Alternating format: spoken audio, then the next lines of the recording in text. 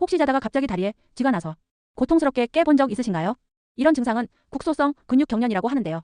왜 이런 현상이 생기는 걸까요? 마그네슘이 효과가 있을까요? 쥐를 예방하는 가장 효과적인 방법은? 오늘은 다리에 쥐가 났을 때 즉시 완화할 수 있는 방법과 미리 예방할 수 있는 효과적인 스트레칭 3가지를 알려드리겠습니다. 자다가 갑자기 다리에 쥐가 나는 이유는? 잠을 자다가 갑자기 종아리나 허벅지에 통증이 느껴진다면 이런 현상은 의학적으로 국소성 근육 경련이라고 합니다. 특히 밤에 많이 발생하는 이유에 대해서는 아직 명확한 원인이 밝혀지지 않았습니다. 하지만 몇 가지 가설이 있는데요. 1. 운동신경의 이상 반응. 2. 이뇨제 등 약물 복용 영향. 3. 근육이 과하게 단축된 상태. 4. 전해질 불균형, 특히 마그네슘 부족. 그렇다면 마그네슘을 먹으면 효과가 있을까요? 마그네슘 보충제 정말 효과가 있을까? 전문가 의견 효과 없다. 강동 뼈선생 정형외과 신병기 원장은 마그네슘 보충 치료가 몇십 년간 연구됐지만 고령층을 포함해 대부분의 연령대에서 효과가 없다는 연구 결과가 많다고 밝혔습니다. 즉, 마그네슘을 먹는 것보다는 근육 스트레칭이 더 효과적이라는 뜻이죠.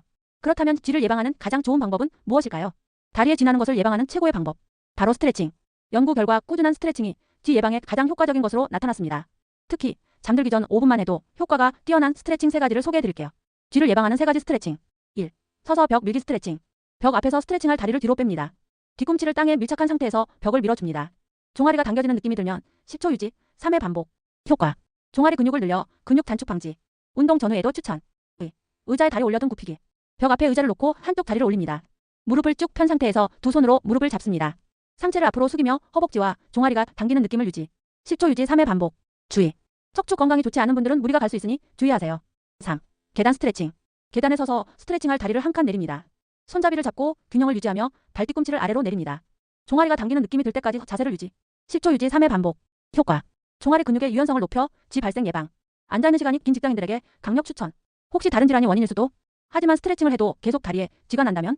하지불안증후군 같은 질환일 가능성도 있습니다. 하지불안증후군 4가지 주요 증상. 이상 감각 없이도 다리를 움직이고 싶은 충동. 쉬거나 가만히 있을 때 불편한 감각. 조금만 움직여도 증상 완화. 낮보다 저녁에 증상이 심해짐. 이런 증상이 있다면 반드시 병원을 방문하세요. 오늘의 핵심 요약. 다리에 쥐가 나는 이유. 명확한 원인은 밝혀지지 않았지만 근육 단축, 전해질 불균형 등 다양한 원인이 존재. 마그네슘이 효과 있을까? 연구 결과 큰 효과 없음. 스트레칭이 훨씬 효과적. 쥐를 예방하는 최고의 방법. 잠들기 전 5분 3가지 스트레칭. 꾸준히 하면 쥐 나는 횟수가 확 줄어듭니다. 여러분도 따라 해보세요. 혹시 다리에 쥐가 자주 나는 경험이 있으신가요?